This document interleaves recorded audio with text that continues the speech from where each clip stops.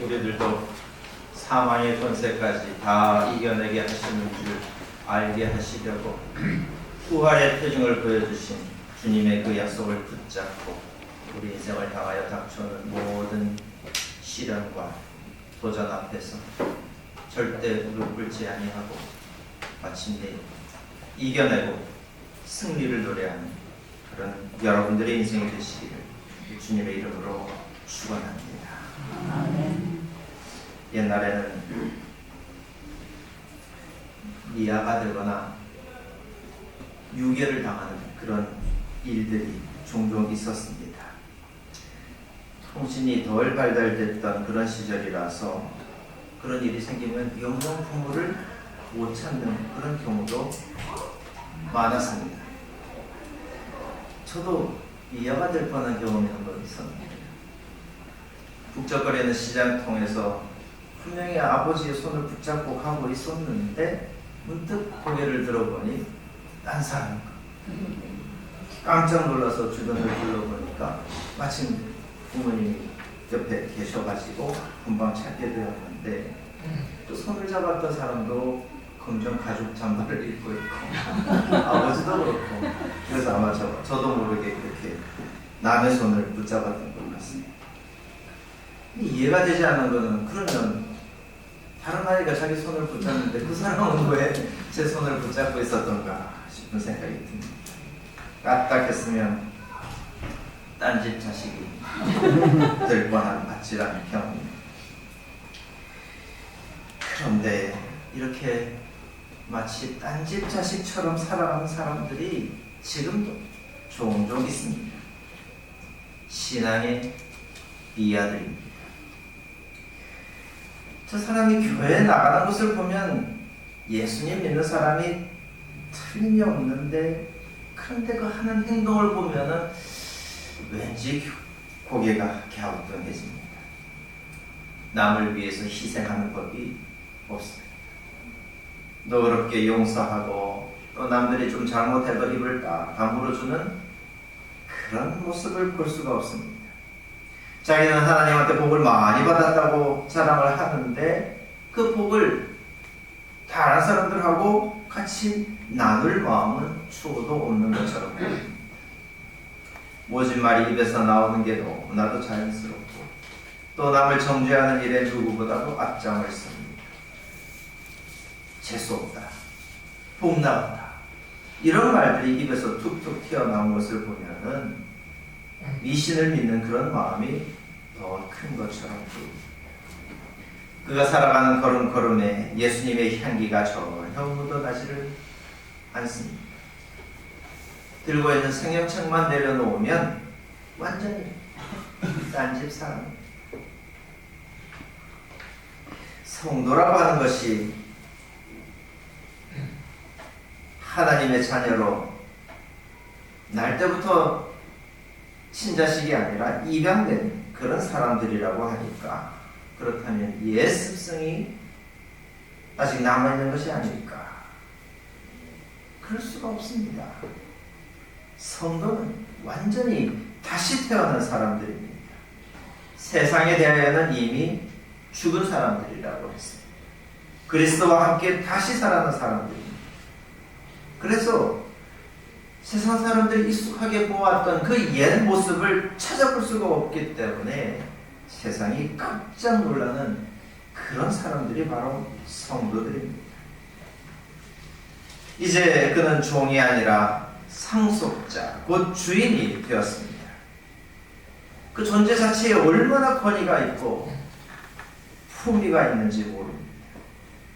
불의에 대해서는 더없이 용맹하고 남의 아픔에 대해서는 더없이 다정한 그런 사람이 된 것입니다.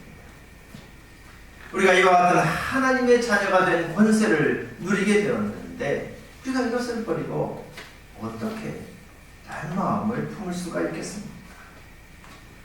오늘도 하나님을 아버지라고 부르면서 사랑의 잔치자리로 나오신 사랑하는 성도 여러분, 하늘로부터 내려주시는 신령한 은혜를 넘치도록 받으시기를 바랍니다. 그래서 자기의 정체성을 확실하게 확인하고 세상 앞에서 하나님의 자녀가 된 이 권세를 마음껏 펼치면서 그렇게 살아가시기를 간절히 축원합니다.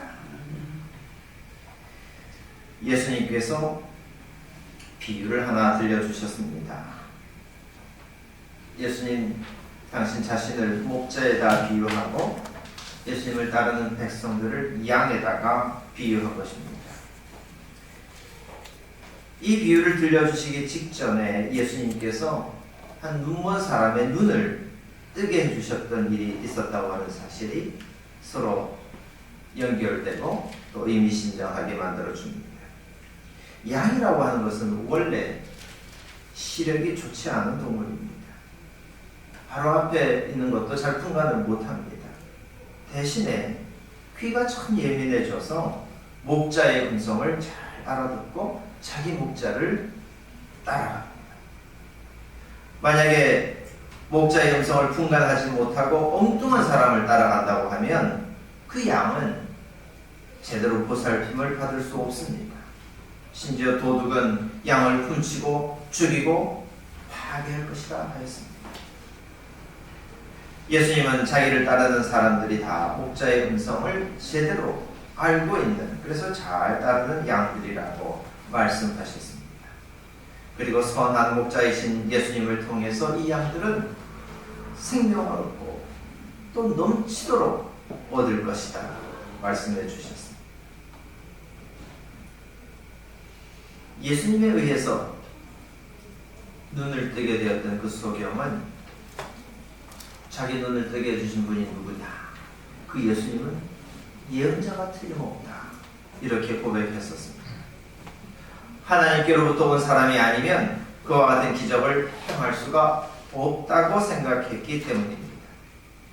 소경이었던 그 사람은 예수님께서 자기에게 베풀어 주신 그 놀라운 행위에서 하나님의 음성을 들었습니다. 하나님의 손길을 느꼈습니다. 자기를 이렇게 불쌍히 여겨주고 자기의 눈을 뜨게 해준 사람이라고 한다면 하나님께서 보내주신 목자가 틀림없다 하고 깨달아 알았던 겁니다. 그래서 그는 이제는 예수님을 믿고 예수님을 따르는 그런 양이 되었습니다. 그런데 그 모습을 지켜보았던 바리새인들은 오히려 예수님을 죄인으로 규정해버렸습니다.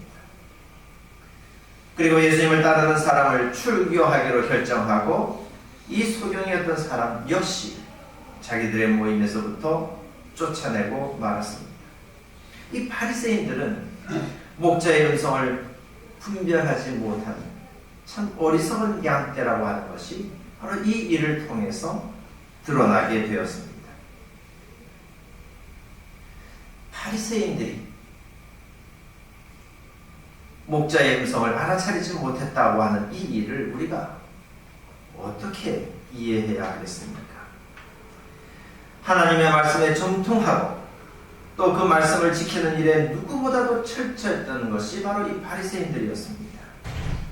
그런데 하나님의 아들이신 이 예수님께서 하신 일들을 낱낱이 다 보면서도 그 안에서 하나님의 손길을 깨닫지 못했다고 하는 것, 참 납득하기 어려운 일입니다.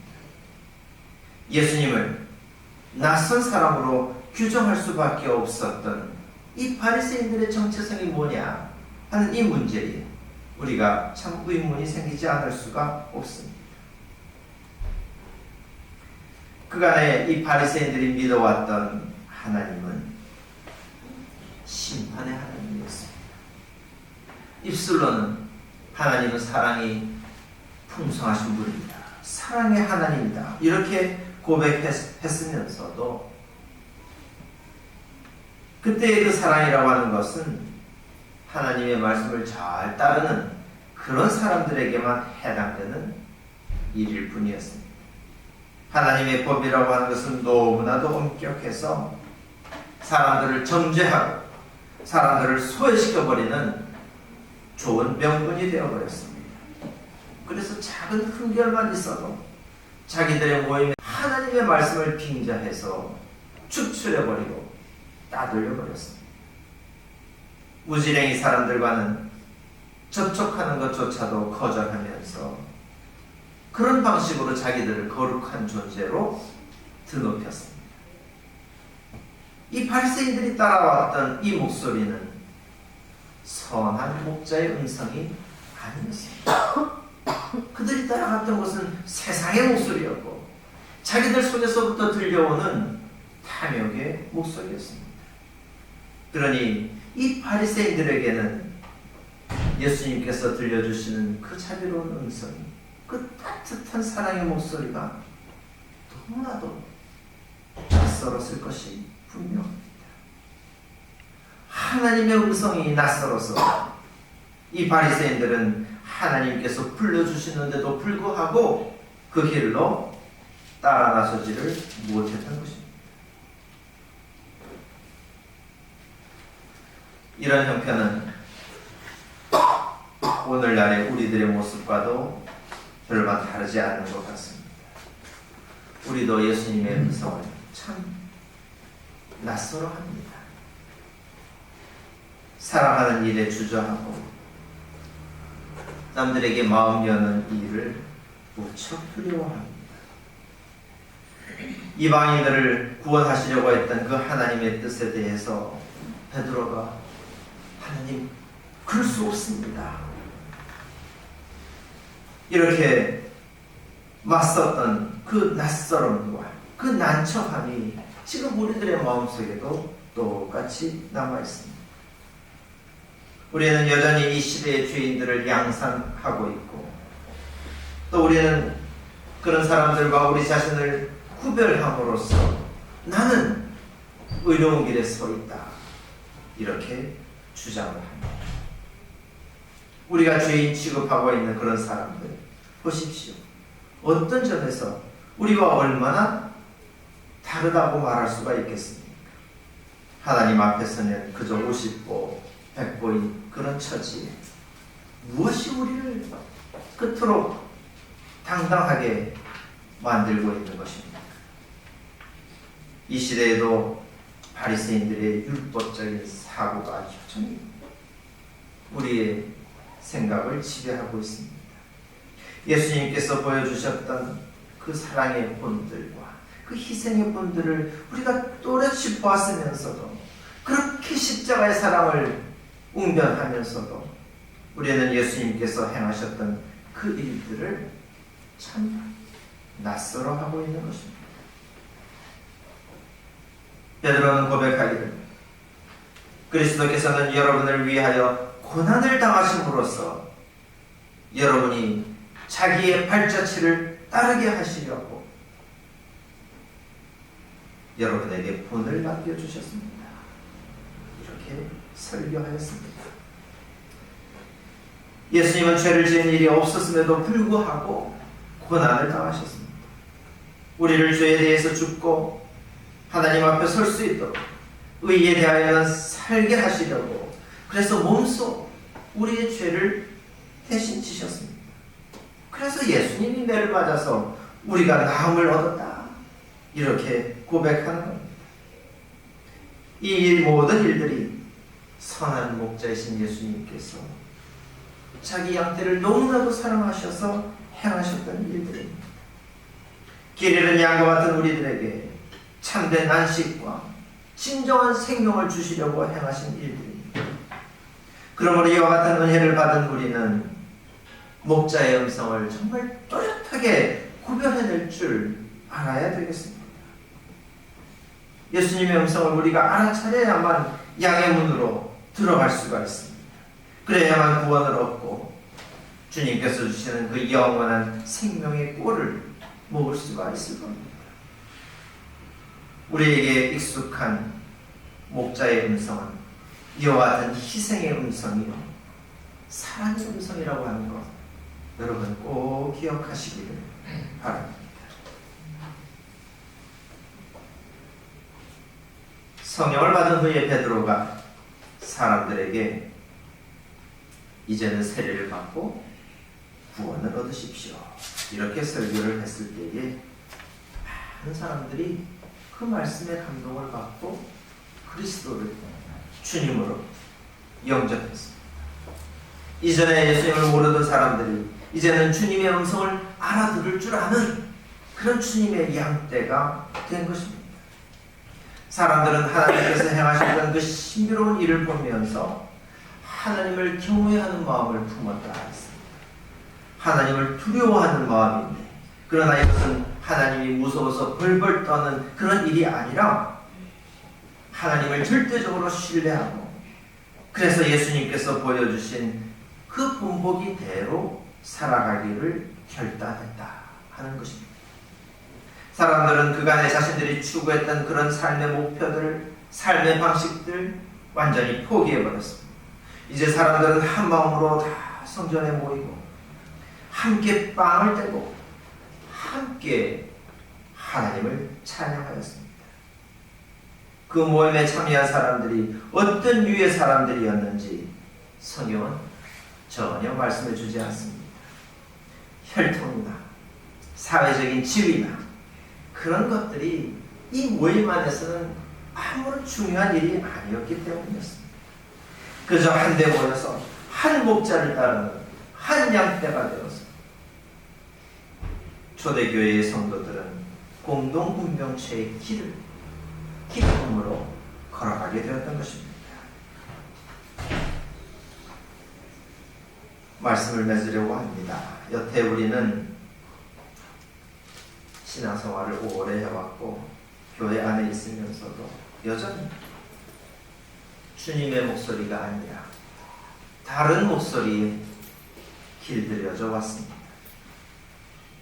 하나님의 약속을 빙자한 번영신학에 빠져서 그저 시련 없이 번영을 구가하는 것, 그것이 하나님의 축복이라고 우리는 들어왔습니다. 예수님을 믿으면 모든 일이 다 잘 될 거야.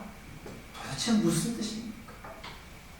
대학도 잘 가고 직장에서도 승진하고 경제적으로 남들보다 훨씬 더 잘 살게 될 거다, 그런 말이겠습니까?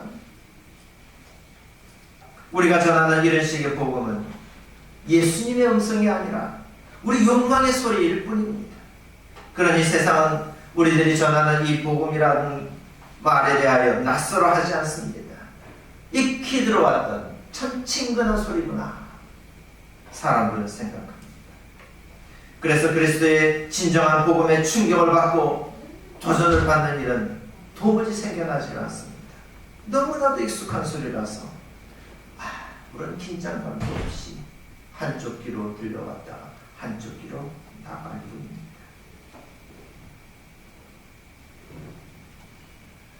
내가 매를 맞으면 남의 병이 낫는다. 도대체 무슨 말입니까? 나 한 사람이 희생하면 모두가 다 평안해질 수 있다. 이런 말들은 이 세상에 자기를 구제할 수 없는 무기력한 사람들이 그저 변명하는 말에 불과한 것이 아닙니까? 남을 위해서 재산을 내어놓고 함께 나누어 쓴다. 이런 일들은 강도들이 하는 말 아닙니까? 이 세상에는 시류라고 하는 것이 있는데, 그런데 남들이 다 아는 그런 길을 따라 살지 말고 정의를 붙잡고 옳은 길로 나아가라. 거슬러가라. 이것은 이 사회의 부적은 자를 양산하려고 작정한 것처럼 보이는 말입니다. 교회에 가면 질병도 낫고 교회에 가면 근심거리가 다 사라진다 해서 왔는데 정작 와보니 그저 희생하고 봉사하십시오, 이런 소리를 들으니 속았다는 생각이 절로 듭니다. 예수님의 입에서 나오는 말씀들이 세상 사람들의 귀에는 낯설기가 짝이 없습니다. 그러나 우리는 압니다. 예수님의 그 희생의 기적이 일어나고 우리의 섬김을 통해서 사람이 살아난다고 하는 것을 우리는 알고 있습니다.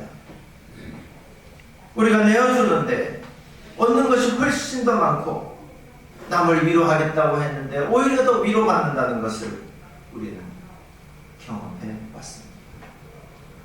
죽었는데, 분명히 죽었는데 다시 살아나는 신비로운 역사가 우리가 주님을 따를 때에 분명히 일어나는 줄 우리는 알고 있습니다.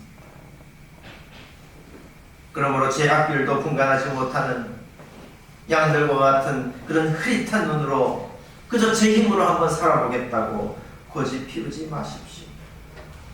성령 안에서 여러분의 귀가 활짝 열리게 되기를 간절히 바랍니다. 그래서 주님께서 불러주시는 그 음성을 또렷하게 알아듣고 오직 주님의 인도하심을 받아서 살아가시기를 바랍니다. 앞서 가시는 주님의 소리를 듣고 절대로 길 잃은 양이 되지 마십시오. 생명 주지 못하는 이 세상의 낯선 목소리에 마음 흔들리지 마십시오. 따스하고 다정한 주님의 음성을 따라서 주님께서 인도해 주시는 저 맑은 물가, 푸른 초장으로 나아가십시오. 십자가를 통해서 보여주셨던 주님의 그 희생의 본과 사랑의 본을 따라서 이제는 세상에 대하여 낯선 목소리가 되어 살아가는 그런 여러분들이 되시기를 주님의 이름으로 축원합니다. 기도하겠습니다. 자비로우신 하나님 은혜를 감사드립니다. 우리 생명의 구주가 되셔서 길 잃은 양처럼 의리방황하는 저희들을 따스하게 불러주시고 생명에 생명을 더하게 하여 주신 것을 감사드립니다. 이제 우리가 참된 목자, 선한 목자의 음성을 들었기에 세상에 유혹하는 목소리들은 낯선 소리로 알고 결코 따라가지 않기를 결단합니다. 주님의 인도하심을 받아서 또 주님께서 보여주셨던 그 사랑의 본과 희생의 본을 따라 살면서 하나님께서 펼쳐주시는 그 아름다운 푸른 초장으로 다 나아가는 복된 인생이 되게 하여 주시옵소서. 예수 그리스도 이름으로 기도하옵나이다.